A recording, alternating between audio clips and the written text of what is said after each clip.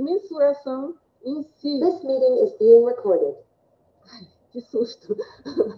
O terceiro ponto é o SPEC Solo, que o André vai apresentar, que foi desenvolvido em parceria com o IBRA e que realmente é uma alternativa ou é uma solução de passagem da química úmida, né, de mensuração do carbono para a seca, e mais otimizada, um custo menor e a rapidez muito maior.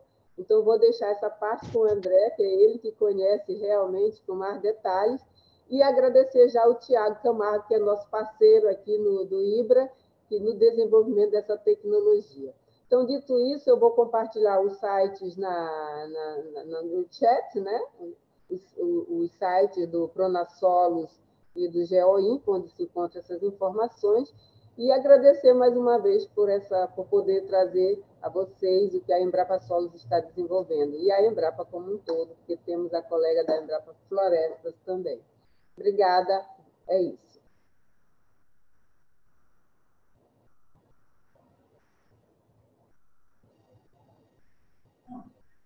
Bom, Alô? doutor André, acho que agora está com você para fazer a sua apresentação mais específica de tudo que a doutora Maria de Lourdes já pontuou aqui para a gente. Isso aí, André, bom trabalho. Bom, obrigado. Bom dia a todos. Bom dia, Marissa. Bom dia aos colegas da Sociedade Rural Brasileira. Tiago, nosso parceiro, pessoal da Embrapa. Obrigado, Lourdes, pela apresentação. Então, vou ser bem objetivo aqui. Vou compartilhar minha tela. E... Está aparecendo? Tá. Na tela? Então, vamos lá. A minha apresentação é sobre a SPEC Solo, é uma tecnologia da Embrapa, que a gente desenvolveu em parceria com o setor privado, no caso o IBRA, né?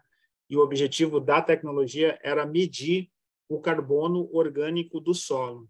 Bom, uma breve apresentação sobre mim. Eu sou cientista da Embrapa, estou lotado na Embrapa Solos, minha formação é em Química Analítica, com especialização em análise multivariada e espectroscopia, né, com foco em espectroscopia no infravermelho próximo.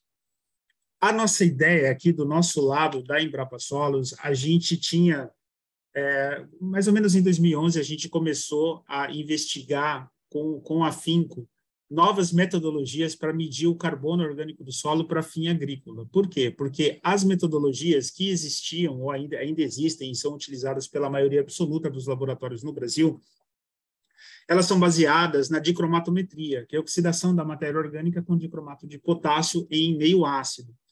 Porém, essa metodologia ela tem alguns gargalos aí que a gente precisa dirigir bastante atenção, que é o caso da poluição do poluente que é gerado nessa análise. Essa análise utiliza dicromato de potássio, tem crômio ali, que é um metal pesado. Portanto, a análise de carbono ainda hoje é feita com reagente, com muito reagente químico, e o principal resíduo gerado contém metal pesado, que é nocivo para o meio ambiente. Então, quando a gente começou essa pesquisa, ainda a questão sobre crédito de carbono não era tão enfática, não tinha tanto protagonismo, mas a questão ambiental chamou muito a nossa atenção e foi o que motivou a gente a buscar metodologias alternativas para colocar em rotina. O objetivo era transformar um método de rotina. A análise de carbono por espectroscopia já existe há algum tempo, mas transformá-lo em rotina, a gente precisaria vencer alguns gargalos, ali, algumas limitações que eram bem difíceis e ainda são complicadas. Então, nosso objetivo era desenvolver um método para que ele virasse uma realidade para o laboratório da Embrapa e para o mercado como um todo. Então, em 2014, eu desenvolvi uma tese, né, eu defendi a minha tese, que era transformando a espectroscopia no infravermelho próximo em um método de rotina para análise do carbono orgânico, visando a substituição desse método no futuro.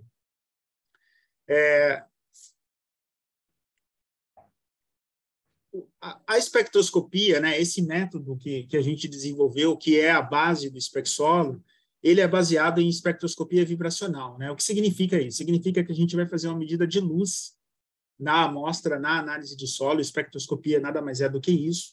Essa medida de luz produz vibrações moleculares, né, em algumas ligações que estão ali na matéria orgânica, as ligações CH ou HNH, e ela se encontra no comprimento de onda referente ao infravermelho próximo, que vai de 780 a 2.500. Porém, essa metodologia, essa técnica de análise, ela tem algumas especificidades, ela precisa de calibração multivariada. Hoje, o termo da moda é machine learning, ela precisa que a gente aplique metodologias computacionais de aprendizado de máquina para que a gente possa fazer a quantificação. Deixa eu colocar um pointer aqui.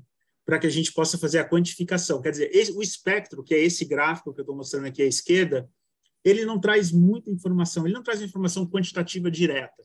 Ele traz uma informação aqui que parece que não tem muita coisa, as bandas são largas e sobrepostas, e o que a gente tem que fazer é usar esse espectro inteiro como uma impressão digital da amostra. Então, a diferença aqui para as outras espectroscopias e para muitos métodos analíticos mais tradicionais é que eles normalmente utilizam um pico, uma banda, uma área de um pico, como cromatografia ou outras técnicas espectroscópicas.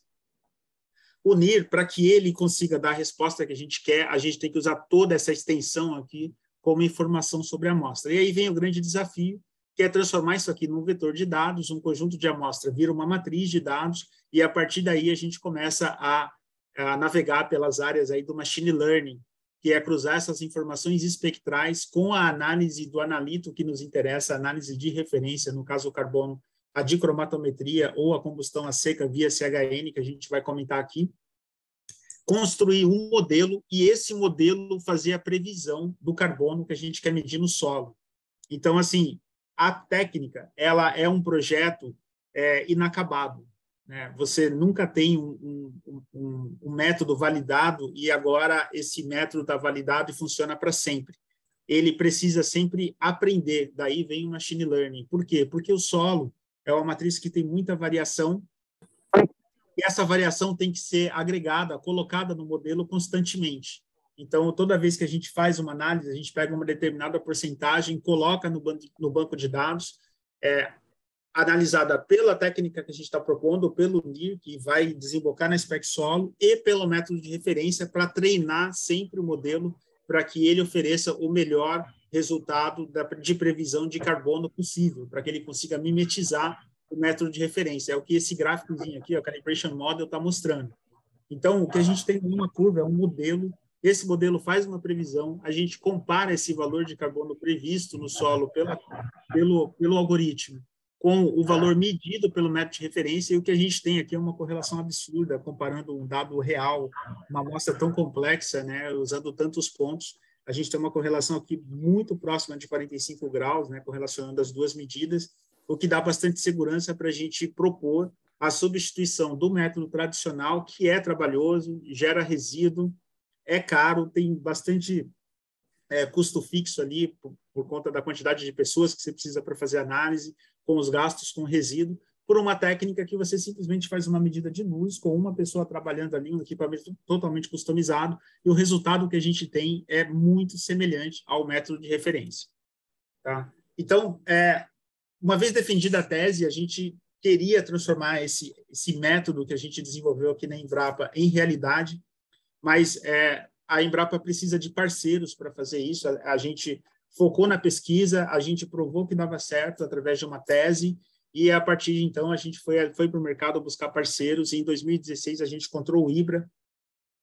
O IBRA é um laboratório agronômico, é um dos maiores, acho que tranquilamente é o maior do Brasil, pelo menos a gente sabe que o laboratório é líder de mercado, participa do nosso programa interlaboratorial, e em 2016 a gente fez um acordo de cooperação com o IBRA, os interesses convergiram ali, o IBRA já tinha uma atuação em pesquisa e desenvolvimento, foi bastante contundente ali no tratamento com a gente, e isso desembocou num acordo em 2016, para a gente desenvolver uma tecnologia que fosse escalável para fazer análise de solo. Como eu disse antes, fazer análise de carbono por espectroscopia NIR não é uma coisa recente, a gente já sabe, pelo menos desde 1992, que isso é possível. O desafio era empacotar isso numa solução de hardware e de software e transformar isso no método de análise, por conta dos gargalos que a gente tem. Um deles é a formação de banco de dados, e o treinamento do modelo com equipamento que desse vazão, que desse escala para isso. Então, o IBRA, por realizar, em média, aí 650 mil análises de solo por ano, se mostrou o parceiro ideal, né? A gente, em conjunto, construímos a biblioteca de solos com base nas análises que eles faziam. Eles estão premiados aí pelo Brasil todo. E hoje a gente tem uma biblioteca lá na sede dos parceiros com mais ou menos 1,5 milhões de amostras de solo já analisadas pelo carbono e outros atributos que nos interessam. E essa biblioteca, ela é um ativo da tecnologia porque ela dá segurança para que o modelo entregue um resultado de carbono parecido com o método de referência. Como eu disse antes, a espectroscopia NIR necessita muito de calibração e essa calibração precisa de representatividade. E esse, por muitos anos, foi um gargalo para que o método de solo baseado nessa técnica se tornasse realidade. Então, em 2016, a gente fez esse contrato e começamos o desenvolvimento da tecnologia SpecSolo. Em 2016, em outubro, a gente fez o contrato ali mais ou menos em maio. Em outubro, a gente lançou nosso primeiro MVP da SpecSolo no congresso da FertBio, o Congresso de Fertilidade do Solo, foi em Goiânia, em 2016. Esse aqui é uma foto do nosso primeiro MVP.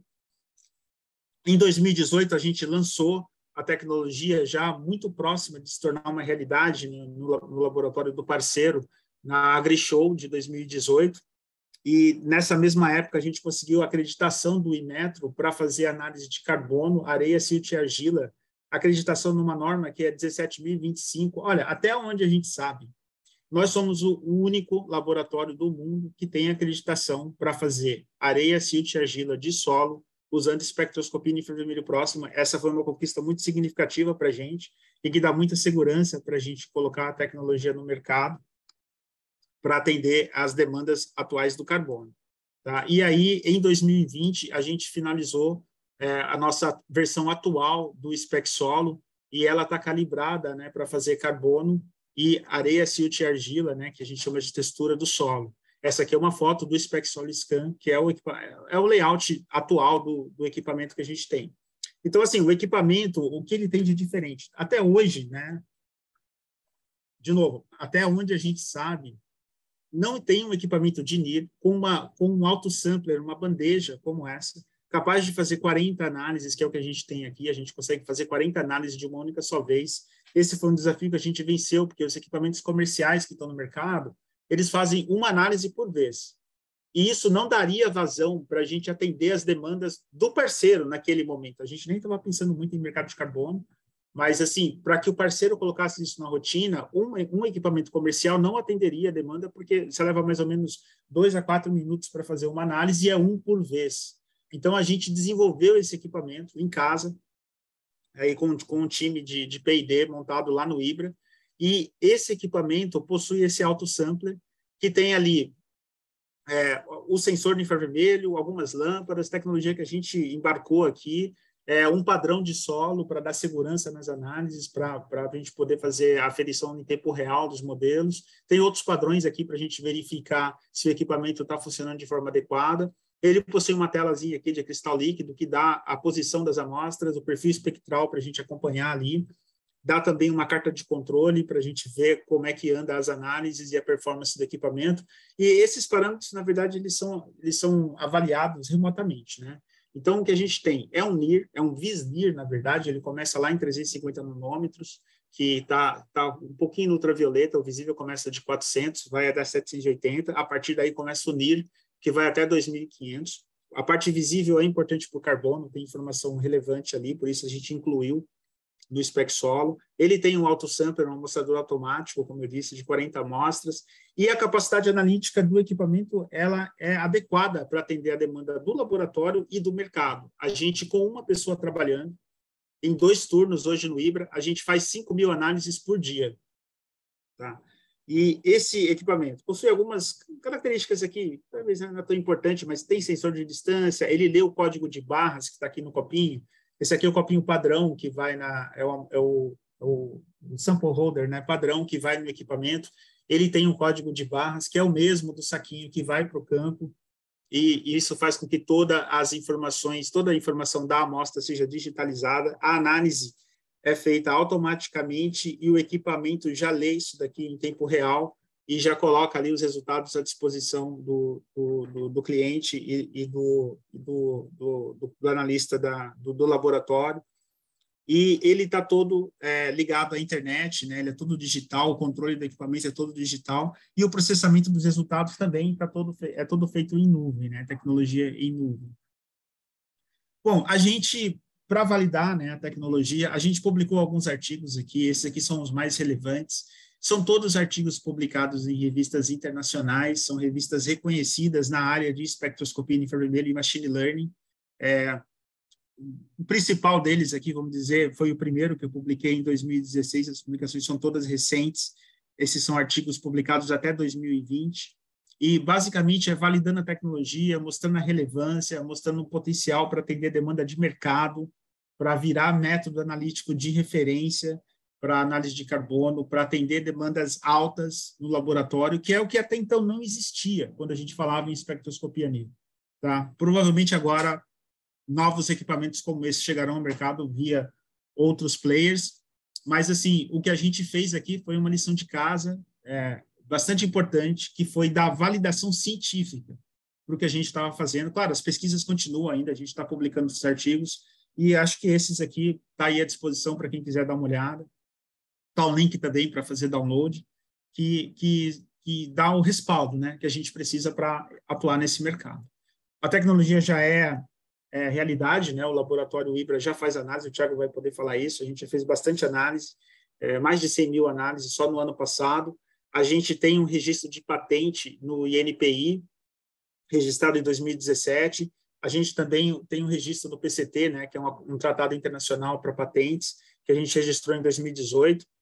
E, então, assim, feito essa visão geral, né, de como a gente chegou na tecnologia SpecSolo, apresentando os parceiros, apresentando como a técnica funciona, como a espectroscopia no infravermelho próximo faz a análise de solo, que é a técnica analítica instrumental que está embarcada no SpecSolo, né? Então, eu queria falar um pouquinho sobre como a gente faz o contexto da mensuração de carbono, né? Como a gente faz, como a tecnologia atende o mercado aí que está emergindo, né? Como disse inicialmente, lá atrás a gente não pensava, não existia ainda essa demanda, né? Mas de repente essa demanda por medir o carbono estocado, né, no solo, ela explodiu e, bom, internacionalmente ela está respaldada, né? O Dr. Ratan Lal, que foi Nobel, né, em 2021, também tem falado bastante na utilização dessas tecnologias emergentes para análise de carbono. É um consenso de toda a comunidade científica de que para atender essas demandas de análise de carbono para fim de estoque, a gente precisa de técnicas analíticas que sejam de larga escala. Os métodos de referência não conseguem fazer. Os de referência considerados hoje é o dicromato e é o CHN, né? A gente sabe que as análises seriam caras ou seriam muito poluentes. Então, as tecnologias emergentes como o NIR, o LIBS, o infravermelho médio, são a alternativa mais viável no momento, né? Elas estão validadas aí pelo protocolo VERRA, né? Que é uma organização internacional, né, focada em fazer, em padronizar normas para o mercado voluntário de carbono, né? E a última revisão da norma agora, que está para sair, né? Isso aqui é tipo um rascunho, né? Vamos dizer assim, já preconiza essas metodologias emergentes, né? O LIBS, o NIR e o MIR para fazer análise de carbono. Então, assim, já está aceito. A única coisa que a gente precisa é garantir que esses resultados sejam rastreáveis, que a incerteza está de acordo. Existem protocolos específicos para que essas calibrações sejam feitas. A SpecSolo está toda calibrada para isso, já para atender as demandas desse padrão da VERRA. Então, a gente está num processo de calibração, né, visando, né, usar a metodologia de referência do IPCC. O IPCC preconiza que a gente use a combustão a seca. Então, a gente tem inicialmente, todo o banco de dados da SpecSolo foi feito pelo método dicromato. Mas de um tempo para cá, né, a partir do momento que explodiu as demandas, né, e a gente passou a seguir as metodologias de referência preconizadas aí pelo padrão Verra, pelo IPCC, a gente começou a fazer uma recalibração baseada na medida do carbono pelo método de combustão, no caso a gente chama de CHN, né? Mas é combustão a seca, e aí a gente começou uma calibração em 2019, avaliando mais ou menos ali 150 talhões selecionados no banco de dados do IBRA, né? Que são representativos do Brasil e da área que eles atuam, para que o banco fique robusto. Tem ali 4 estados brasileiros representados, isso gerou um total de 900 amostras, e as coletas foram feitas no perfil, em profundidade de 0 a 1 metro. Tá? E esses solos, a gente analisou não só o carbono, a gente analisou também outros fatores, como compressão, argila, né, e textura. Né? E, como eu disse, né, a gente tem 2 métodos de referência. Né? Por muito tempo, a gente usou o método do dicromato, e agora a gente está focado em fazer o método do CHN, né? Que basicamente é secar a amostra, pulverizar tamanho tal, que a gente desenvolveu, inclusive, um sistema de moagem, desenvolvemos e validamos para fazer a pulverização em larga escala dessas amostras, e aí o que o equipamento faz é aquecer a 900, 1.000 graus, e todo o CO2 que sai é proporcional à quantidade de carbono. A gente também está medindo a densidade, que é importante para fazer o cálculo, né, do estoque de carbono nessas amostras, e aí a gente analisa no spec solo, constrói o banco de dados e faz a previsão, sempre avaliando um conjunto de amostras. Né? Na verdade, assim, a previsão a gente constrói um modelo de calibração, pega um conjunto de amostras ali, 10, 20%, analisa para o spec solo e compara com o método de referência. Então, a gente faz a validação disso, e depois de validado ali, a gente também está buscando desenvolver funções de petrotransferência, né? Para a gente conseguir atingir as camadas de 40 a 100 centímetros. E o protocolo de análise que a gente está seguindo hoje no IBRA é assim, todas as amostras que entram no laboratório, como eu falei anteriormente, né? A técnica, ela oferece um método que não é um projeto acabado. O método de calibração, melhor, a metodologia feita por espectroscopia NIR, independente de ser spec solo, qualquer outra tecnologia, está baseada em espectroscopia NIR, esse método nunca pode ser congelado no tempo. Ele precisa aprender. Então, o que a gente faz? O laboratório recebe as amostras, a gente faz 80% pelo spec solo, libera o resultado pelo cliente, só que 20% a gente analisa pelo método de referência, no caso do carbono, analisa pelo CHN, compara o resultado com o NIR, e caso alguma amostra ali dê um resultado que seja diferente do esperado, ele vai para o banco de dados, até independente disso, ele vai para o banco de dados e compõe o modelo de calibração. Então, essa é uma etapa de treinamento, isso é o coração do machine learning, que é a máquina de aprendizado. Então, o nosso protocolo de análise hoje, né, que está em funcionamento no IBRA, ele preconiza que 80% é spec solo, 20% é método de referência. Tiago, você quer falar alguma coisa? Fica à vontade. E aí, o modelo é atualizado com essas amostras e esse modelo é utilizado para fazer a previsão dos resultados. A gente tem aí já uma aplicação comercial, como eu falei, o IBRA já vem fazendo análise desde o ano passado, tem uma parceria forte com a Bayer, né, no programa ProCarbono. Ano passado, o IBRA fez 100 mil análises para a Bayer dentro desse programa. Né? Essa aqui é uma foto do laboratório de carbono, que está lá em Sumaré, no laboratório dos parceiros. O Thiago vai poder falar mais sobre isso. O que a gente vê aqui é um laboratório que está muito próximo do que será um laboratório de solo do futuro. É um laboratório, na verdade, já é uma realidade, mas muitos laboratórios como esse surgirão a partir de então. O que a gente tem aqui são 2 spec solos trabalhando em paralelo, né? A gente tem que garantir a calibração. Então, a gente tem um equipamento para fazer backup para o outro, né? Porque tem umas questões de transferência de calibração aqui. E esse laboratório opera em 2 turnos, com uma pessoa trabalhando de forma totalmente automatizada. Tá? É uma foto, essa foto já mostra como o mercado de carbono fez com que a gente se ajustasse para atender essas demandas, né, de uma forma totalmente inovadora. Para quem conhece laboratório de solo, essa foto quase que não lembra um laboratório de solo. Né? Quando a gente imagina aquele monte de solo na bancada e aquela poeira, aquela sujeira característica. Né? Mas é isso que a tecnologia está proporcionando para a gente. E aqui, para finalizar, esse é meu último slide, né? A gente fez um impacto de custo aqui, na verdade, uma simulação, uma projeção, né? O Brasil tem em torno de 70 milhões de áreas agricultáveis, né? A gente fez uma projeção de 2023 até 2030, de como seria o custo para poder fazer a análise de carbono, atendendo às demandas atuais, né, do mercado de carbono. Então, a gente baseou ali no protocolo, que tem um grid de 10 hectares, nas profundidades de 0 a 1 metro, né, 0 a 10, 10 a 20, 80 a 100. E se a gente fosse fazer essas análises pelo método de referência, a gente vê aqui, ó, nessa coluna onde eu estou passando o cursor, a gente gastaria em torno de 639 milhões de dólares para atender esse mercado. E o problema é o seguinte, o único equipamento de CHN não atenderia essa demanda, porque o CHN faz poucas amostras por vez, a técnica também, pouco se fala, mas ela também é poluente, a gente precisa montar 2 colunas ali, uma de combustão e uma de redução, que vai metal pesado ali, e a análise é bastante cara, se a gente comparar com relativamente cara, né? Principalmente comparado com o método de cromato, que nem está em voga aqui, porque gera muito mais resíduo, mas, enfim, também gera resíduo, é cara, e a gente gastaria em torno de 639 milhões para atender esse mercado. Pronto agora? Pronto agora? Tá bom, tranquilo. Alguém está com o microfone aberto aí.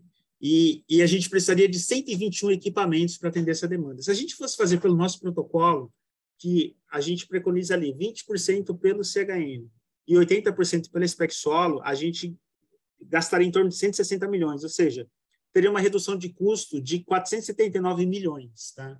Então, esse slide mostra para a gente o quão é importante a utilização, né, e o desenvolvimento dessas tecnologias emergentes para viabilizar o mercado voluntário de carbono. O Thiago vai poder complementar melhor aqui essas informações, né, uma vez que ele está no mercado, está atuando diretamente aí com os parceiros e com o cliente. Mas, assim, a mensagem que eu queria deixar é que nós temos uma tecnologia, né, a Embrapa vem trabalhando já há algum tempo, não só a Embrapa Solos, a Embrapa Instrumentação também. Nós temos tecnologias para fazer análise de carbono que podem atender essa demanda, elas estão validadas e em processo de validação, né? E já é uma realidade no mercado, tanto a tecnologia baseada em LIBS quanto a tecnologia baseada em espectroscopia NIR. Tá? Então, com isso, eu encerro minha apresentação aqui, passo a palavra para Maria de Lourdes, aí, para os parceiros da sociedade. Doutor André, só para dar uma palavra aqui, muito obrigada pela sua apresentação.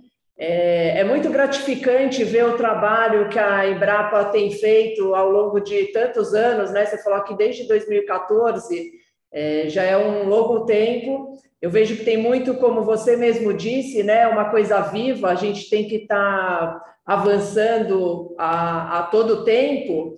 Mas é confortante para mim, que sou uma simples produtora rural, representando aqui os produtores, ver como isso já está sendo pensado e a capacidade que a gente tem de avançar. Então, acho que o principal ponto é pensar como que a gente vai escalonar, né, essa tecnologia, e gostaria de saber qual que é o custo disso. Apenas por curiosidade, porque, de fato, com certeza tem um custo muito elevado, né, para fazer essas análises, e não só o custo, a questão de você coletar, né? A gente que está no Brasil e sabe as dimensões das fazendas daqui, sabe que é muito complicado você ter que coletar todas essas análises, até pensando numa profundidade de 1 metro. Então, só queria fazer essa colocação, passar aqui a palavra. Você comentou do Thiago, né? Acho que o Thiago realmente tem pontos aí a acrescentar, que ele está diretamente envolvido nessa pesquisa e no laboratório em si. Então, Thiago, eu vou passar para você e depois, doutora Maria de Lourdes, se a senhora quiser também fazer algum complemento, fique à vontade, que é sempre um prazer escutar vocês aí da Embrapa. Então, está com você, Thiago. Legal, obrigado aí, Maressa. Parabéns, André, pela apresentação. Bom dia, doutora Maria de Lourdes. Olá, colegas ali da Sociedade Rural. Bom, Marissa, talvez trazendo alguns pontos, né, que você bem colocou aqui, existe uma complexidade muito grande quando se diz em organizar toda essa logística de coletas, ainda mais uma coleta para análise de estoque de carbono, que não é uma coleta trivial ali, aquela que o produtor já faz para ter os resultados de análise de fertilidade. Então, quando a gente fala de análise de densidade, a gente precisa coletar também com anel volumétrico, e isso gera todo um trabalho, é uma demanda muito específica para o mercado de carbono, né? Então, como que a gente vem trabalhando para contornar todos esses desafios, né? Então, o IBRA está há mais de 40 anos no mercado, ele foi fundado pela minha família em 1980, e, principalmente, quem são os principais clientes do nosso laboratório são consultorias agronômicas, empresas de agricultura de precisão, cooperativas, ou seja, são agentes ali que estão próximos ao produtor e que são geradoras, né, de agregadoras de amostras de solo. E eles já estão lá na ponta fazendo esse serviço de coleta. Então, o IBRA, ele teve a iniciativa de trazer esses parceiros todos dentro de uma plataforma, como se fosse um Uber da coleta, né, que a gente chama. Então, a gente tem parceiros no Brasil todo. Esses parceiros do Brasil todo estão conectados a essa plataforma, a plataforma do IBRA. Essa plataforma não representa nenhum custo. Todos esses parceiros que a gente incluiu nessa parte de coleta, eles foram treinados especificamente para fazer essas coletas de densidade, coleta indeformada para mensuração do carbono. E até a gente tem casos ali, um exemplo, né, que a gente colocou do projeto da Bayer. Hoje, um RTV da Bayer vai fazer a venda, né, trazer um cliente para dentro do projeto do Procarbono. Essa nossa plataforma ela tem uma API até com o próprio Field View da Bayer. Então, você faz o contorno no talhão, o nosso sistema já identifica quais são os prestadores de serviço de coleta habilitados mais próximo. Toda essa comunicação entre produtor, agendamento da coleta é feito nesse ambiente digital, e aí quando faz o parceiro já faz a coleta, já tem toda uma logística organizada de envio da amostra para o laboratório e disponibilização do resultado diretamente ali na plataforma do parceiro, que é a plataforma do Field View. Então, o que a gente enxerga? A gente enxerga que existem muitos desafios logísticos, operacionais, e a forma que a gente entende que a gente vai superar esses desafios é contando com parceiros locais, é valorizando o ecossistema local, é trazendo conhecimento, dando ferramentas para ajudar esses parceiros a se inserir nesse mercado também, né? Então, eu vejo que começamos lá em 2020 com 50, o projeto, né? 50 e poucas fazendas. O ano passado foi mais de 2.200, então, ou seja, no Brasil como um todo. A gente aprendeu muito em todo esse processo, né? Mas eu vejo que esse é um desafio superável, uma vez que a gente conta com parceiros e trabalha em conjunto, em consonância com esse ecossistema, com essa infraestrutura, essa capacidade que já existe, né?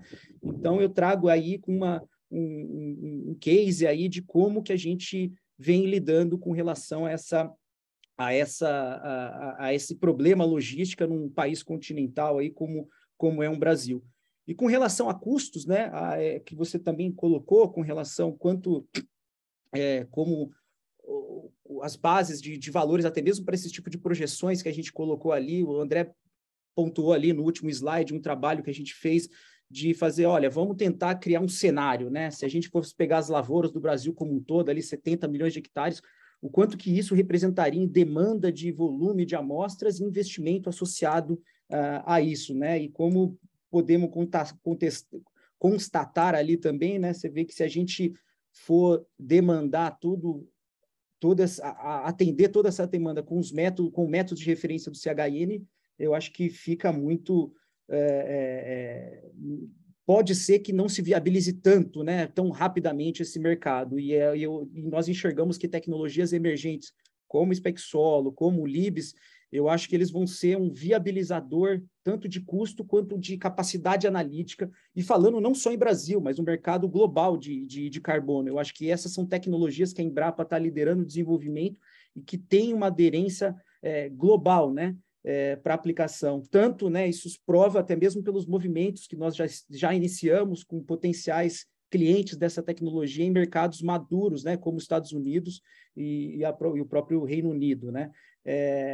E por quê, né? Muitas dessas soluções, inovações, tecnologias estão querendo tirar o laboratório da jogada e acessar direto o produtor para mensurar o carbono. Mas ainda tem, eu acho que ainda alguns degraus, um avanço, uma evolução da tecnologia para que isso seja possível. Então, quando a gente efetivamente oferece uma tecnologia que vai gerar um valor para o laboratório, e hoje, no mundo como um todo, quem está atendendo a demanda de carbono são os laboratórios tradicionais. Pouco ainda são as tecnologias que estão indo lá direto, né? Então, esses laboratórios, eles veem muito valor e existe muito espaço para a gente exportar tecnologia. Mas voltando com relação a custo, né? A gente pode considerar ali o custo da tecnologia do CHN, varia muito, né? Em função de volume de amostras, regiões, mas pode estar custando, com análise de referência, de talvez R$80 a R$120 ali por amostra, e a gente consegue trazer ali uma amostra do Spec Solo, custo final para o produtor ali abaixo de R$5, R$4, ou seja, é uma tecnologia que a gente enxerga um potencial ali para a gente proporcionar uma redução de custo muito grande e também compensando isso em função da ampla escala, né? Capacidade analítica que a gente consegue tá trazendo. Eu acho que esses foram os dois, talvez, pontos principais, Maressa, que eu vim aqui colaborar ali com a apresentação do André e com as suas questões, e fico à disposição aqui para qualquer outra dúvida, questionamento ali. E obrigado mais uma vez pelo espaço. Obrigada a você, Tiago. Você, desde a nossa primeira reunião, você está sempre contribuindo. Eu sinto a sua disponibilidade e vontade de agregar de forma coletiva, né? Que acho que esse é o principal ponto. A gente está reunindo aqui várias unidades da Embrapa, vários pesquisadores muito renomados, para a gente melhorar e avançar junto, né? Acho que mais cabeças pensando, a gente tem mais chance de ir mais rápido e atender essa demanda que o mercado está precisando muito. Então, doutora Maria de Lourdes, se a senhora quiser fazer mais alguma consideração, fique à vontade. Só agradecer de novo pelo espaço, agradecer a apresentação aí do André e a complementação do Tiago, agradecer esse espaço. Eu espero, né, todos nós estamos no sentido de contribuir para que a gente tenha uma estratégia bem próxima, futuro muito próximo, futuro agora, né, de como lidar junto aos agricultores com essa nova demanda para o mercado de carbono.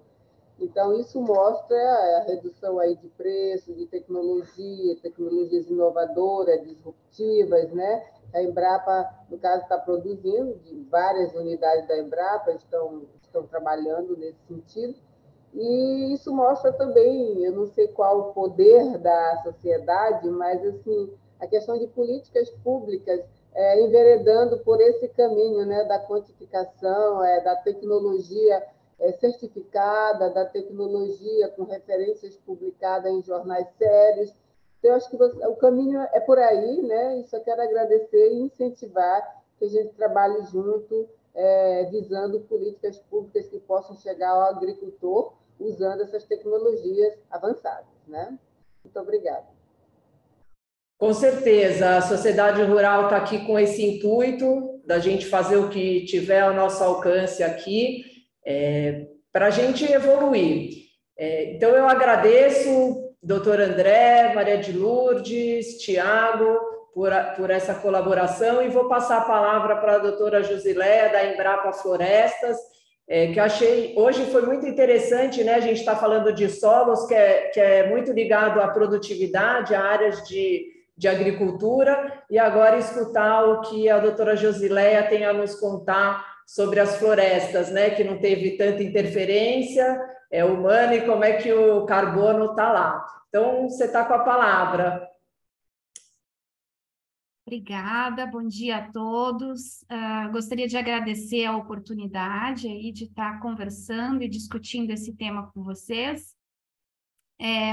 Vou pedir licença para compartilhar alguns slides.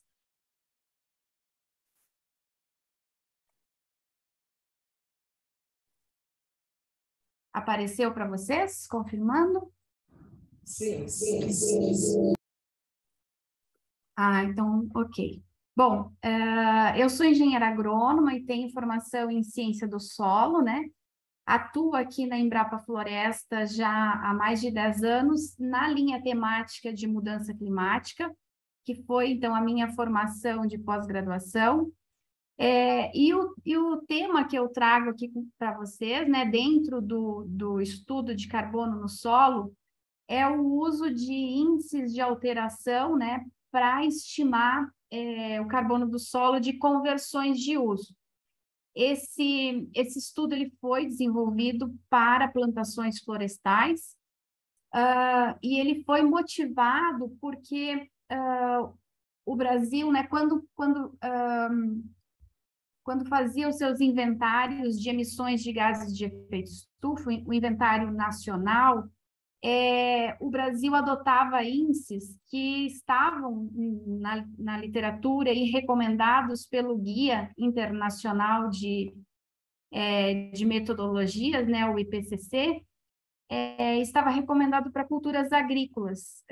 Então, a gente fez esse estudo nacional, buscando, né, especificar indicadores e fatores para as conversões de uso envolvendo florestas plantadas.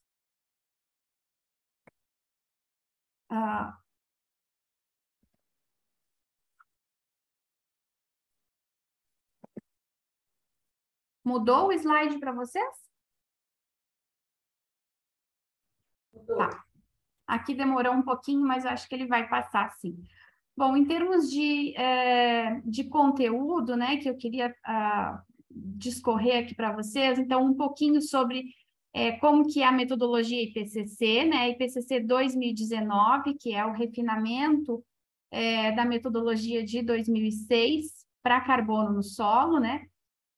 Vamos falar então sobre os resultados do índice de alteração de carbono para plantios florestais, com dados específicos do Brasil, com resultados produzidos com projetos e estudos no Brasil.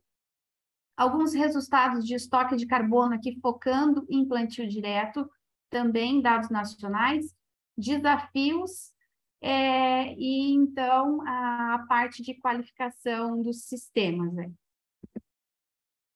Quando se pensa em inventário de carbono, seja ele para qualquer objetivo, né, aqui pensando em créditos de carbono, a primeira decisão é a metodologia, né?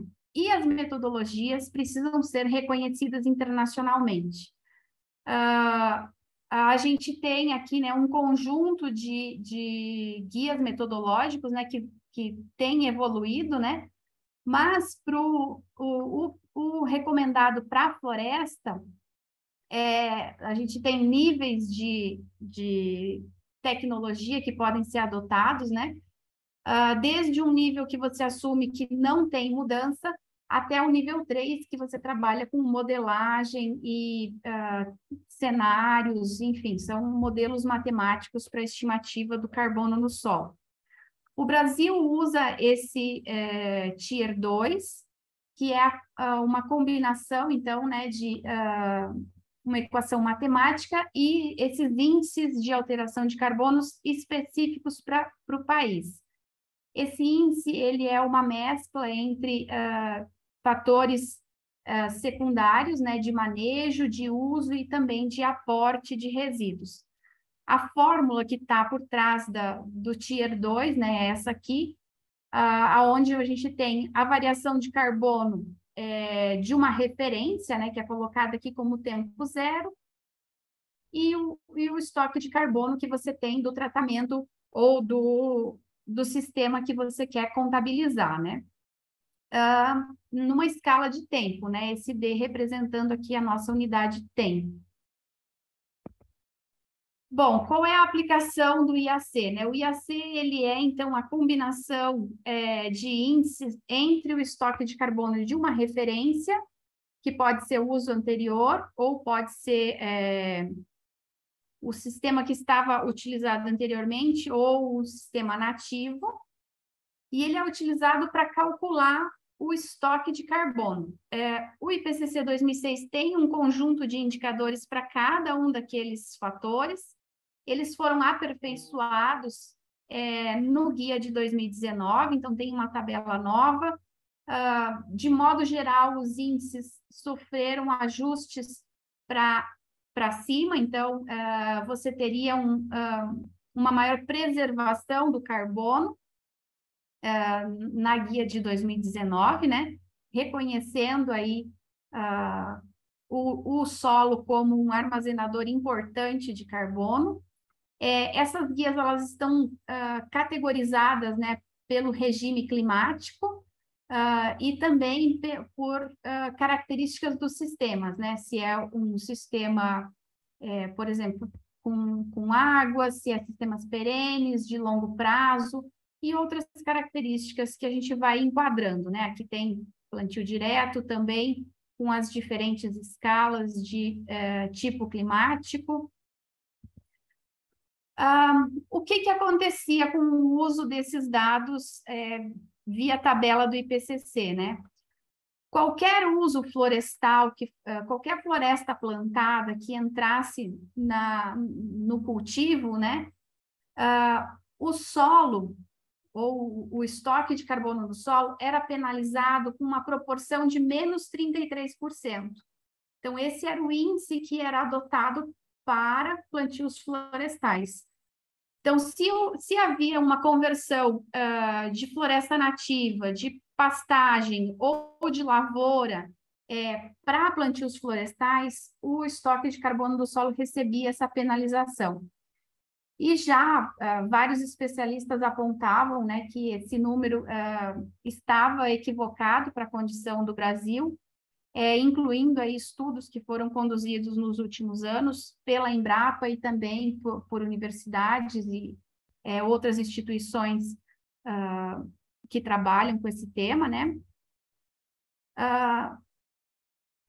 E aí a proposta foi, dentro do inventário nacional, nós somos convidados a trabalhar essa informação de floresta plantada, e geramos, então, um estudo baseado em informações nacionais que estavam publicadas aí entre 2012 e 2019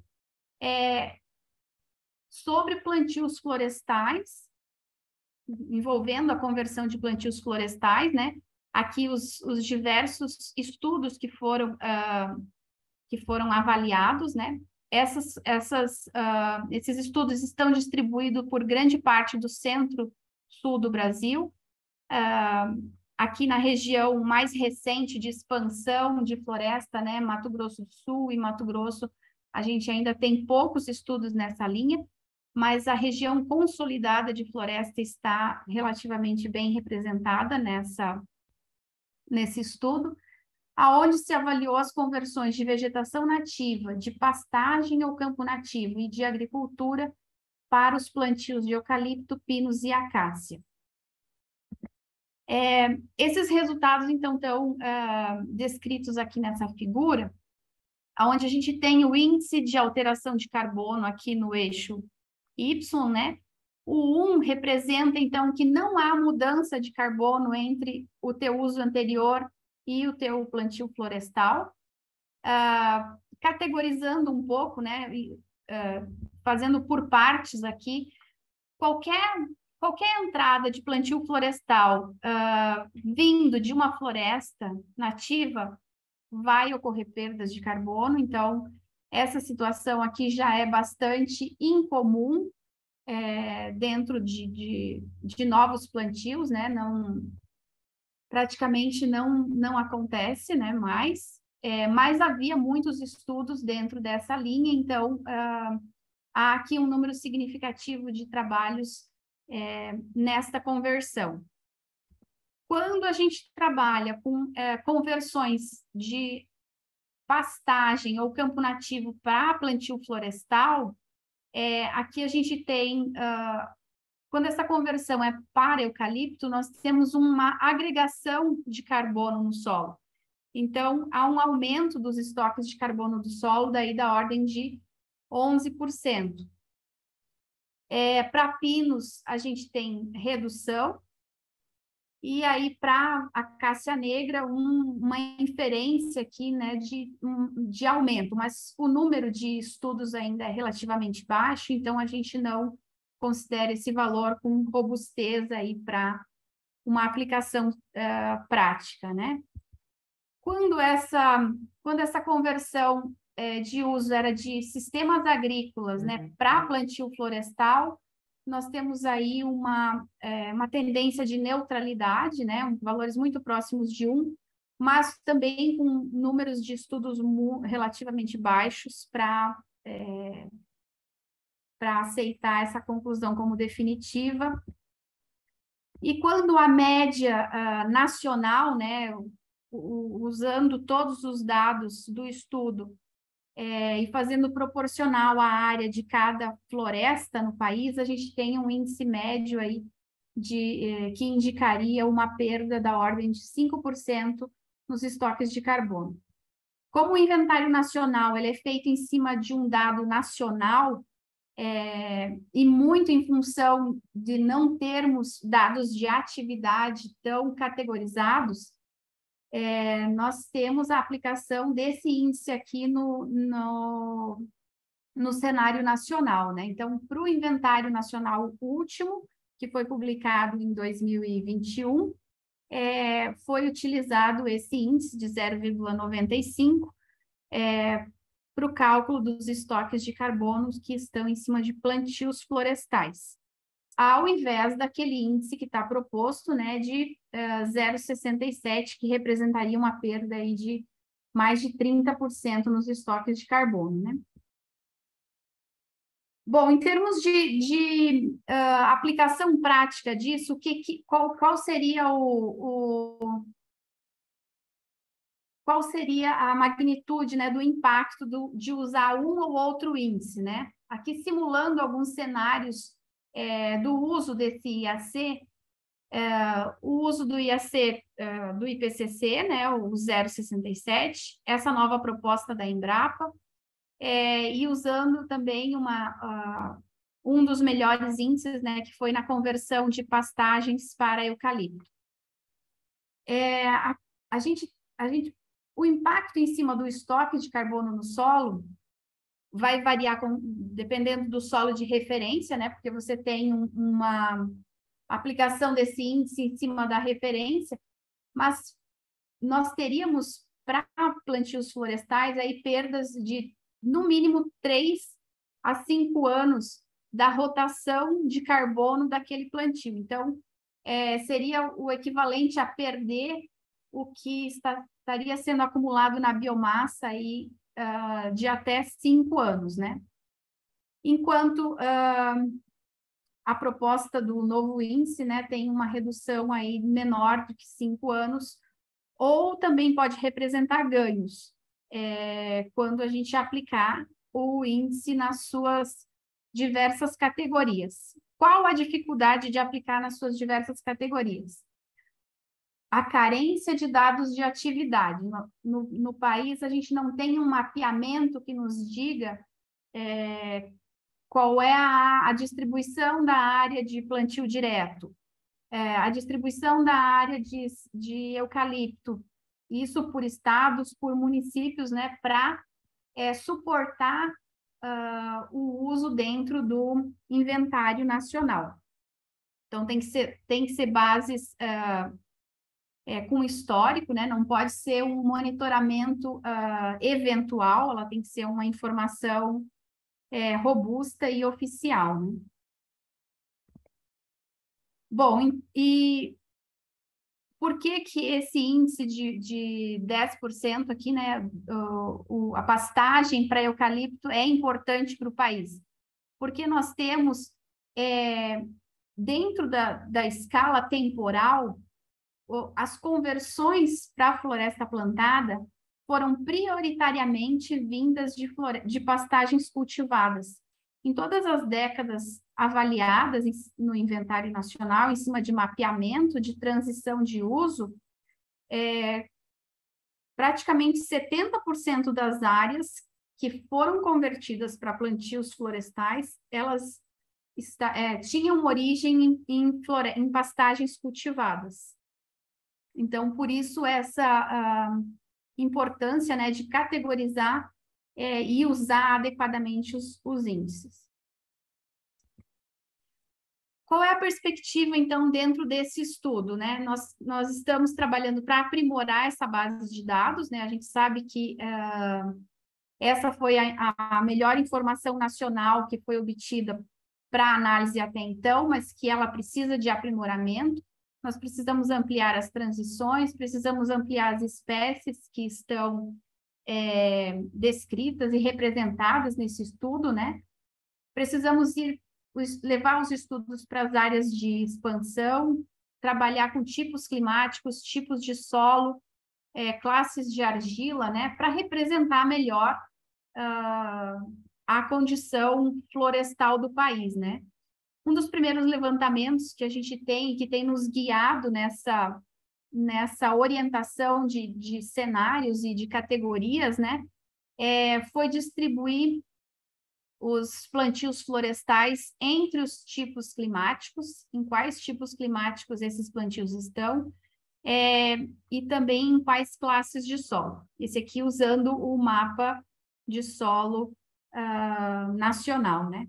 Então, nós temos essa distribuição, a gente sabe aonde que está a maior quantidade de florestas, em que tipo climático e sob quais solos. Então, nessa combinação que a gente busca ampliar e melhorar a representatividade, né? Dentro dessa perspectiva para plantios florestais, melhorar esse índice dentro da representação. Bom, vindo um pouquinho para sistemas agrícolas, né? Então, falar um pouquinho sobre plantio direto. E recentemente, talvez vocês já conheçam esse estudo do Nicoloso e do Reis de 2021, onde eles fizeram um estudo abrangente em nível mundial, né, mas com muitos estudos aqui do Brasil e dos Estados Unidos, né, mas aqui no Brasil com muitos, avaliação de muitos experimentos. E nesse estudo eles monitoraram, então, estoques de carbono em plantio direto e também em preparo convencional. Um dos primeiros resultados que eles colocam, né, é o comparativo entre plantio direto e a mobilização do solo, né, o tillage. E aí a diferença, né, em relação a diferença no estoque de carbono do solo em favor do plantio direto chega a ser aí da ordem de 6 toneladas, né? Quando a gente vai categorizando, né, qual é o plantio direto em relação a que tipo de mobilização, né, a gente tem também a manutenção dessa diferença em torno de 6 a 8 toneladas.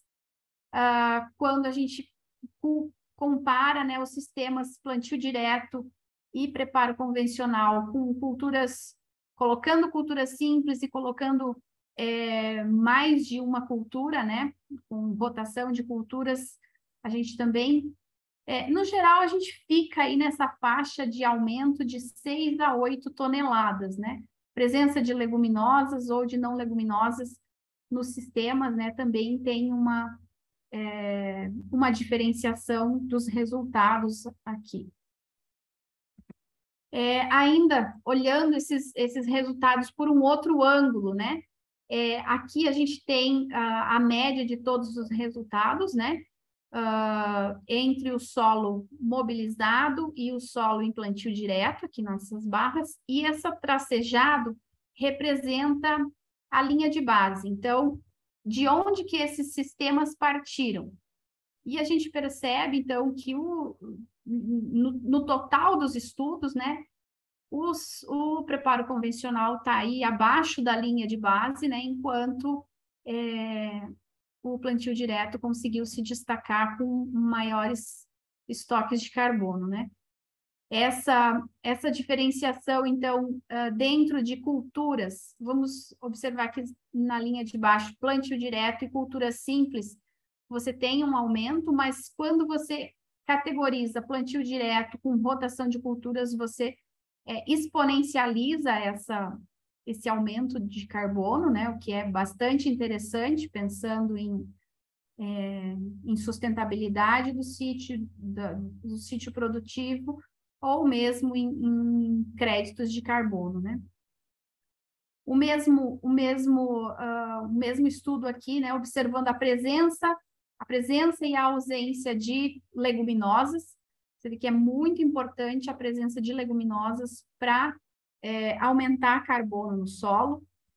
Carbono no solo representa a matéria orgânica e não existe aumento de matéria orgânica do solo sem você ter nitrogênio, fósforo e outros elementos, né? Então, existe uma conexão entre os ciclos desses dois elementos aqui, né? Em profundidade, como é que isso se comporta em profundidade, né? Nós temos também na linha preta o plantio direto e na linha branca o tillage, né? O mobilizado, e a linha tracejada representando a linha de base. Então, nós temos um aumento do carbono no solo, né, em camadas superiores, e isso não se evidencia aqui em camadas subsuperficiais. Quando nós estamos observando essa comparação direto só para sistemas de culturas simples e rotação de culturas mais complexas, né, a gente observa já um aumento em subsuperfície. E quando nós temos a presença aí de leguminosas, também esse comportamento é de superfície, mas também de subsuperfície, né? Então, representando um incremento em toda a camada de 0 a 100 centímetros. Bom, qual é o objetivo de trazer essas comparações, né? Existe espaço, né, para ser trabalhado dentro dos sistemas agrícolas o aumento de carbono do solo, né? Mas a gente tem que trabalhar com com as tecnologias que preconizam o acúmulo de carbono, né? Aqui, necessariamente, trabalhando com rotação de culturas, leguminosas, e não só evitando a mobilização do solo, né? O que é as diferenciações aí entre plantio direto e sistema plantio direto. Em termos de desafios, né, para a gente estimar carbono do solo, focando em crédito de carbono, né? Aí a gente tem a escolha da metodologia, que vai depender muito da área, do objetivo e do investimento que se quer fazer, né? Não se pode perder de vista a questão de adicionalidade, o que esse sistema, ou por que esses créditos são essenciais para a mitigação, como que esses créditos se justificam, né? Que é o conceito de adicionalidade dentro do conceito de crédito de carbono e de mudança climática, né? Nós temos que pensar nas garantias que vão ser dadas, né? Muito se discute hoje sobre a persistência de carbono no solo, né? Esse é um dos principais entraves para o mercado de carbono de solo deslanchar, né? Integridade ambiental, que tem relação com o carbono do crédito, ele tem que ser íntegro. Então, não adianta eu ter um processo de acúmulo de carbono que me gere emissões tão grandes ou maiores que o carbono que você vai sequestrar. Então, como se fosse avaliar o ciclo de vida daquele carbono, né? Ele precisa ser um carbono íntegro. E aí entra os diversos padrões de qualidade, né? Os mais comuns aí, o VCS, o Gold Standard, vem sendo aplicado no setor florestal também, o ISO 14064, que é o do Inmetro, né? Vai exigir um esforço de monitoramento bastante grande, né? Até chegar, então, nos créditos de carbono, né? Em termos de desafio de campo, né? O André, na apresentação anterior, né, já colocou a questão de laboratório, né, muito bem colocado e, vamos dizer assim, a gente pode ter a perspectiva de que a gente já tem inúmeras soluções aí, né, basta configurar, ter essa formatação. O campo ainda continua sendo uma dificuldade, né, a metodologia de campo padronizado que a gente usa hoje ainda é coletar, abrir trincheiras, né? Alternativamente, em algumas situações, a gente coleta com o trado Uland também para avaliação de densidade. Dá para usar, não é em todas as situações de campo que a gente consegue usar o trado Uland, então também existe algumas particularidades, mas o campo é rendimento baixo, muito trabalhoso, mas os resultados são confiáveis, né? A gente precisa ter esse protocolo bastante bem desenhado, né, para dar robustez e manter a confiabilidade dos resultados, né? Aqui também um exemplo de uma das campanhas de campo que a gente desenvolveu agora recentemente. Então, era a comparação de 5 sistemas de uso, né? Sistemas de integração, envolvemos a vegetação nativa, eucalipto em monocultivo, pastagem e agricultura. Então, foi um trabalho bastante extenso. Aí, nesses 5 usos, nós geramos o equivalente a mais de 500 amostras para análise de carbono, mais de 800 amostras para análise de densidade. Foram 3 semanas intensivas de campo, com uma equipe de 8 pessoas. Então, não é não é uma avaliação fácil no campo, exige bastante trabalho, né? Em termos de desafios, né, na estimativa do carbono em sistema plantio direto, um dos desafios que eu vejo é a qualificação do sistema. Neste estudo bastante recente aqui, que foi publicado agora nesse mês, na Sociedade Brasileira de Ciência do Solo, é um trabalho realizado em conjunto por algumas instituições aqui do estado do Paraná, onde eles avaliaram em nível de propriedade, aqui 37 propriedades, variando em tamanho, em diversos aspectos, né, as propriedades, e avaliando uma infinidade de indicadores do sistema plantio direto,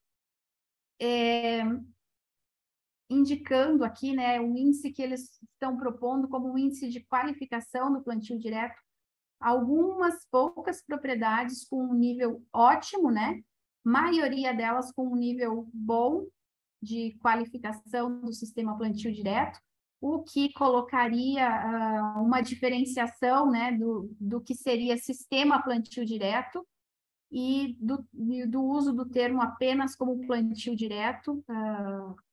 Então, fazendo esse contraponto aí da qualificação, que é uma situação que a gente vai presenciar em nível nacional, né? Uma diferenciação de tipos de plantio direto bastante elevada, né? Aqui, só um exemplo do estado do Paraná, que é um dos estados pioneiros aí no uso do plantio direto, iniciando aí na década de 1960, né? Mais um exemplo, então, só finalizando já do uso do IAC entre os diferentes usos. Aqui a gente está comparando diferentes usos, né? O sistema agrícola com plantio direto, né? Ficando aqui muito semelhante à condição de pastagem. Então, identificando ou colocando, né, a necessidade de não só medir, mas também trabalhar ferramentas ou estímulos para o incremento da tecnologia do sistema plantio direto, né? focando aí não só no mercado de carbono, mas também aumentar carbono no solo para ganhar fertilidade, para ganhar sustentabilidade do sítio florestal, do sítio florestal ou do sítio agrícola, né? Eu agradeço a oportunidade aí de trazer o tema para vocês, fico à disposição para discussões. Doutora Josiléia, foi muito interessante tudo que você trouxe. A gente sempre traz a sardinha para o nosso lado, né? Eu tenho reflorestamento de teca no Mato Grosso, então eu senti muita falta da teca estar presente. Inclusive, é uma madeira que cada vez está mais presente, né?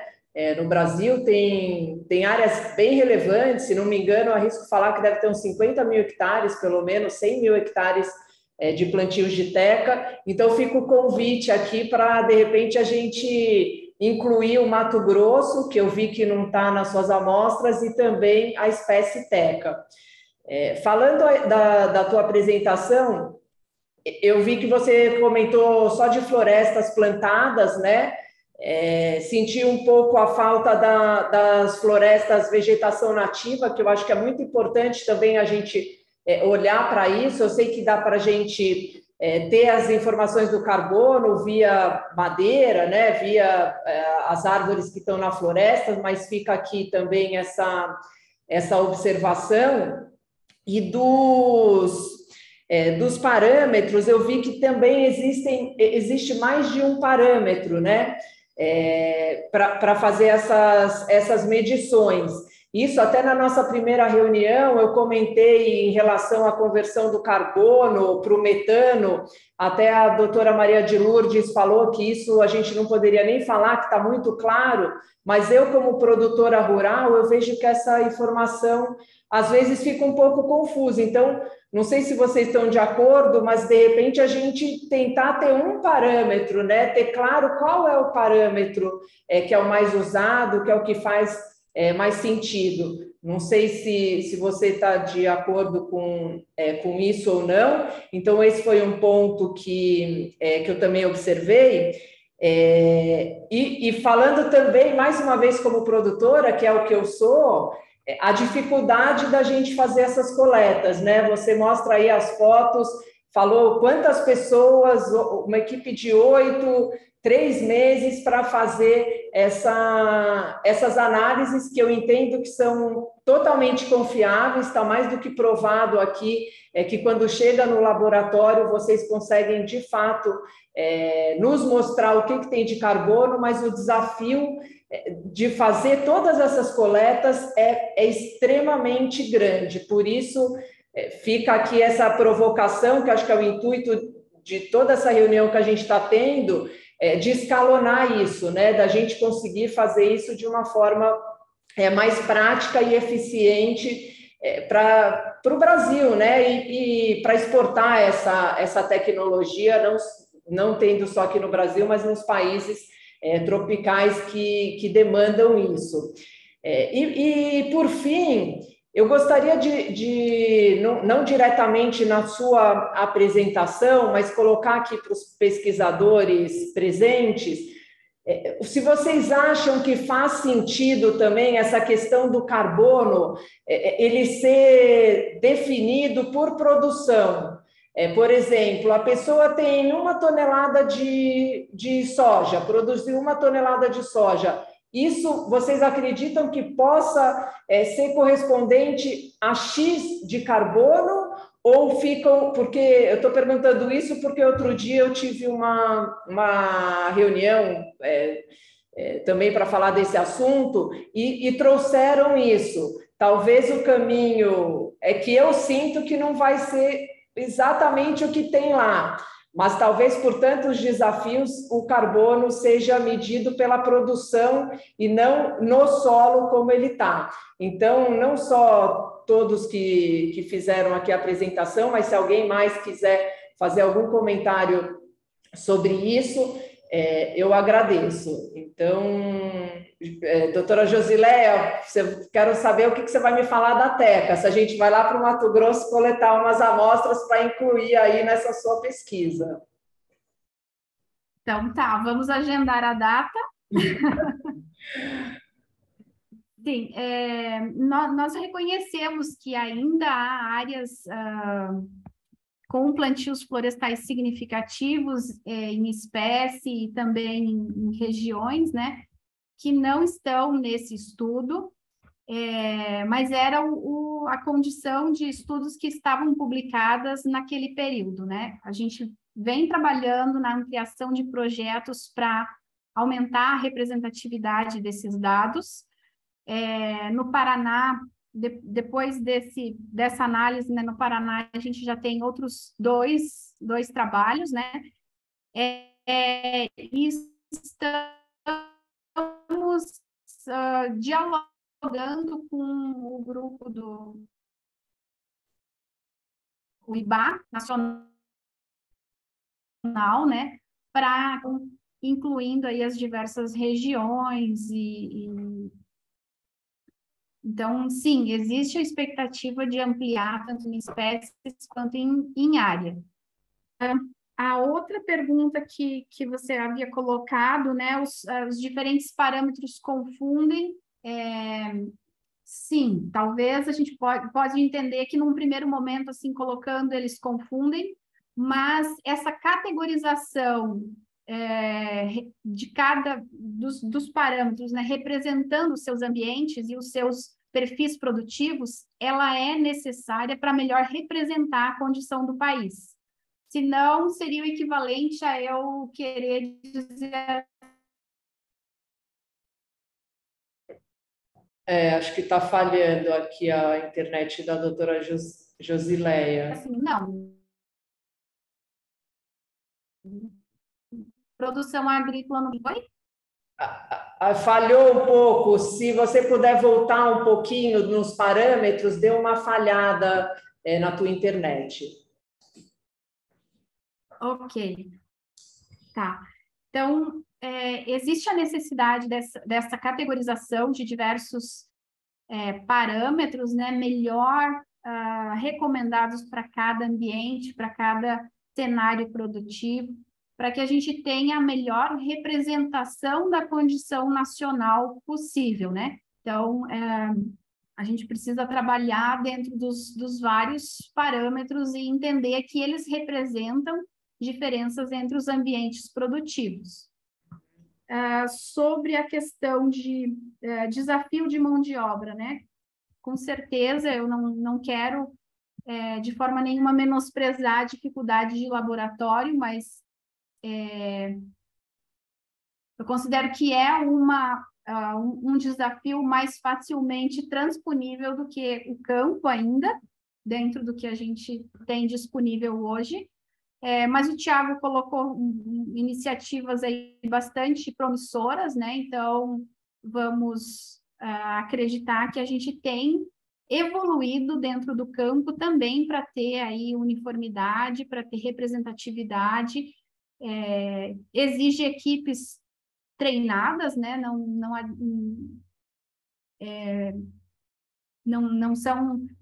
O que não pode é cada vez ter uma equipe nova no campo, porque é uma nova amostragem. Então, tem que ser uma equipe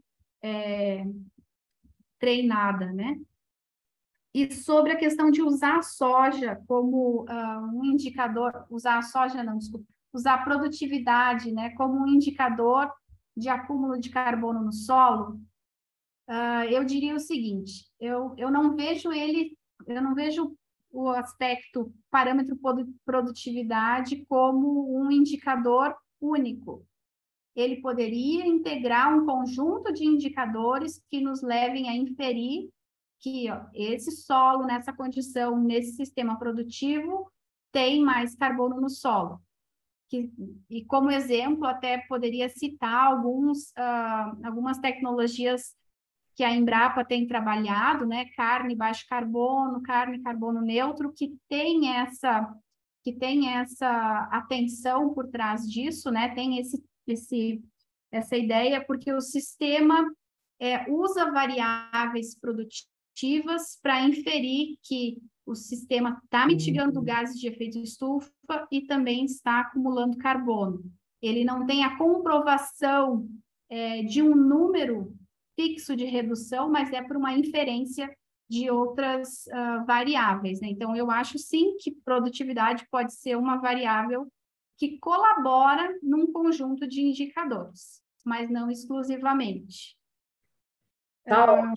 Muito obrigado, doutora Josileia. A gente acho que tem algumas perguntas no chat, né? A Maíra fez, se ela quiser fazer a pergunta pessoalmente. Doutora Maíra, se quiser falar aqui a sua pergunta, quer ler aí, Andréa? Abrir o chat.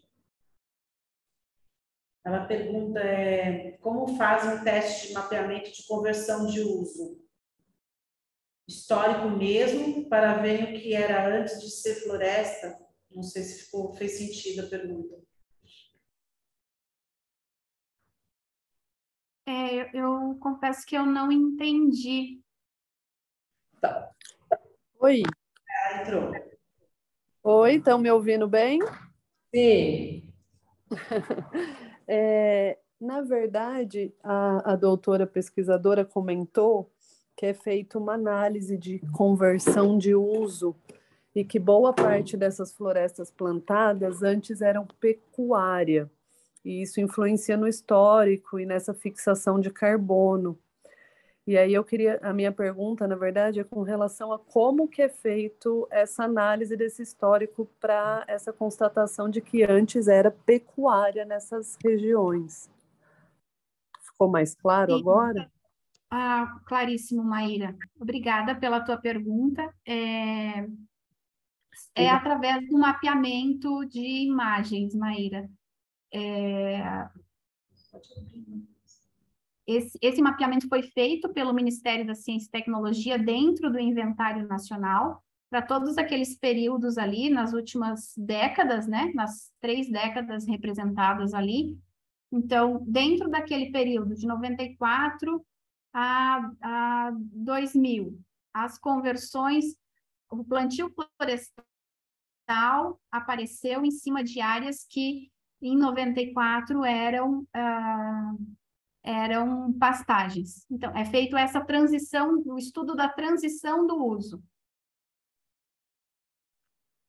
Entendi. Então, é um estudo feito pelo Ministério de Minas e Tecnologia, onde os mapeamentos dizem que em 94 era pastagem, e todas as áreas têm um percentual disso, essa escala de mapeamento, qual que é? Não, na verdade, não precisa me responder agora. É uma curiosidade, porque a Visiona trabalha com essa área de mapeamento, a gente trabalha com vários sensores, várias tecnologias, várias unidades mínimas de mapeamento, então era só para eu entender um pouquinho como que isso é feito, mas eu posso tentar ver também pelo Ministério de Minas e Tecnologia, e se você puder depois complementar essa sua resposta, de quais os sensores que eram utilizados, qual a unidade mínima de mapeamento, não só para essa questão do histórico de conversão, mas para essas áreas hoje mapeadas como áreas florestais. Essa informação de onde tem as áreas florestais que vocês usam na pesquisa, isso vem de onde? Tá. Maíra, todas essas informações estão no relatório de referência de mudança do uso do solo, que está dentro da plataforma do Ministério da Ciência e Tecnologia, disponível, né? E aí tem em nível detalhado essas informações que você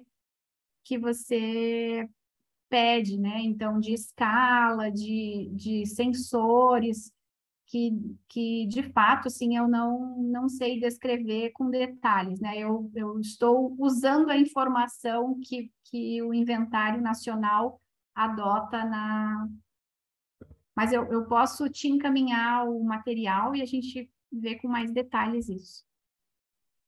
Muito obrigada, viu, Josileia? Muito obrigada. Josileia e Maíra, se eu puder contribuir também, muitas dessas informações e mapas têm disponível no Map Biomas.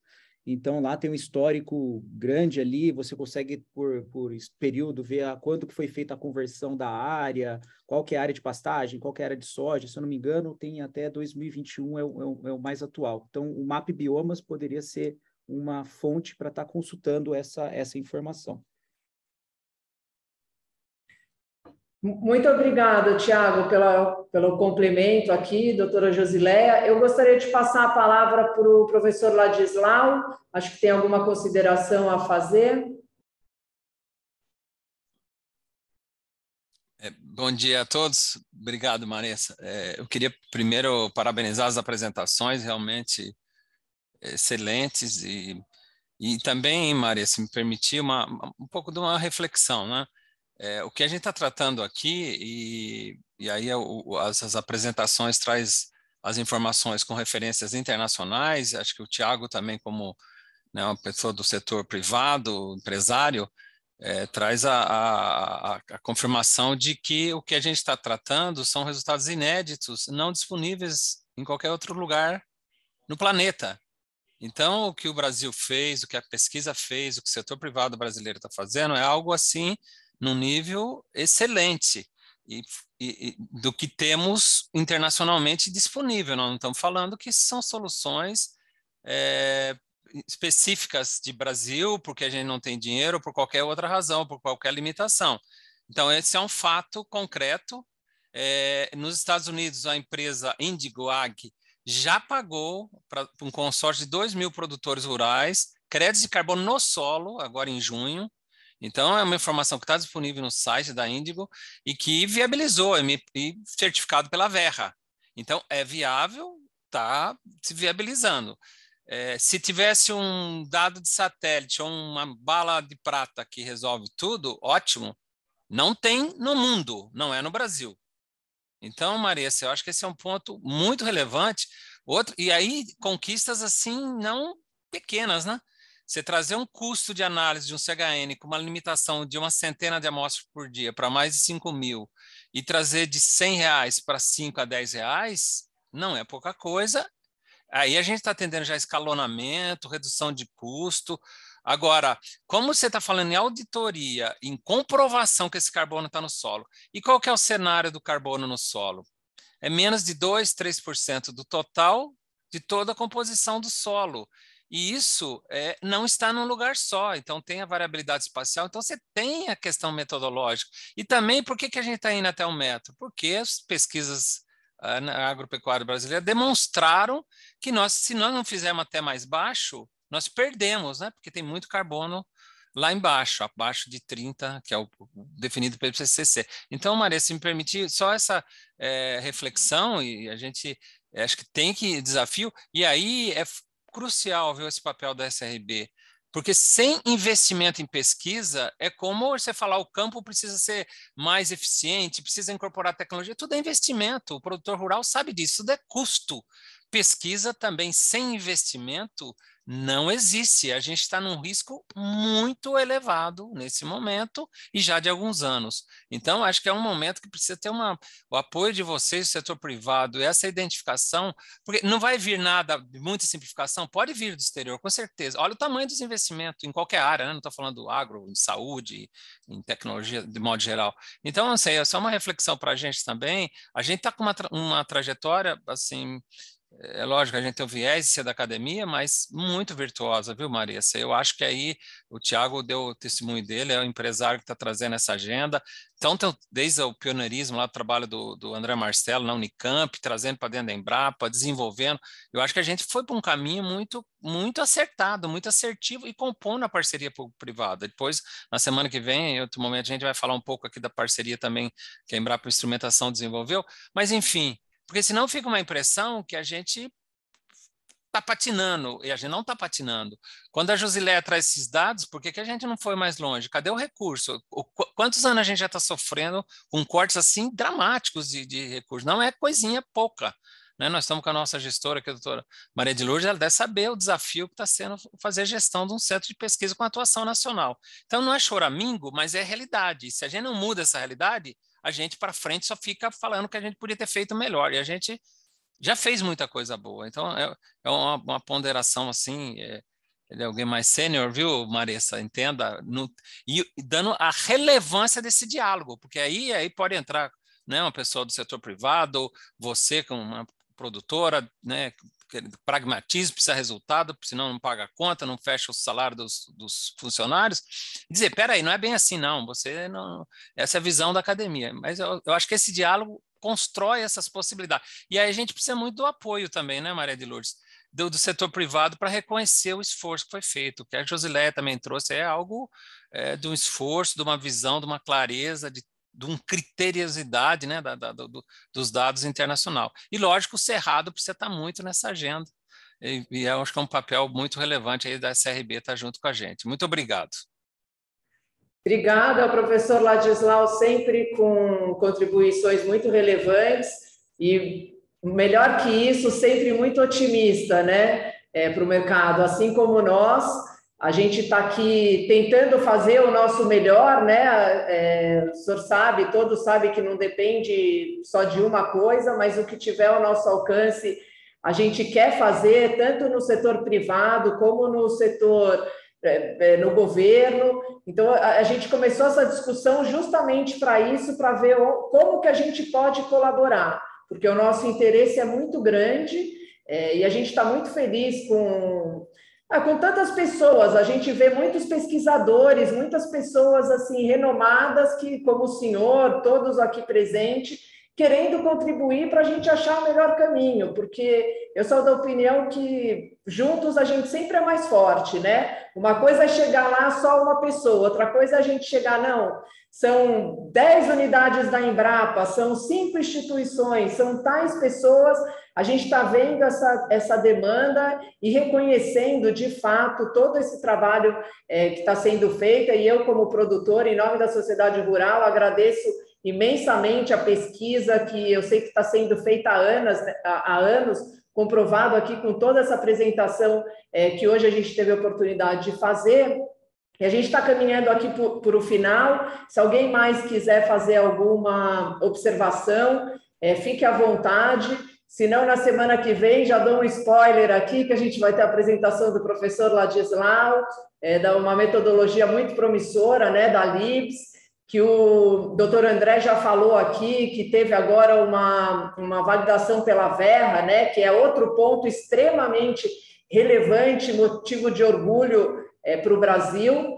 Eu acho que a gente, como país, não pode ficar na mão da Verra, mas hoje o que a gente tem é ela, né, que valida. Quem sabe daqui por alguns anos a gente também vai ter uma certificadora aqui que possa validar nossas metodologias. Então, se alguém quiser fazer mais alguma observação, fica à vontade. Mais alguém? Ou a gente vai caminhar para o final mesmo? Acho que não, né? Pelo visto. Então, eu agradeço mais uma vez a presença de todos. Semana que vem, dia 5, estaremos todos aqui. Eu vou estar online, que eu vou estar em Mato Grosso, na fazenda. Quem sabe já vou falar com a doutora Josileia para coletar umas amostras lá da Teca. E vamos em frente, que junto a gente vai ter mais força, com certeza. Obrigada a todos, bom dia, boa semana e tudo de bom. Obrigado, até, pessoal. Ótima semana a todos. Até. Obrigada, bom dia. Tchau, bom dia.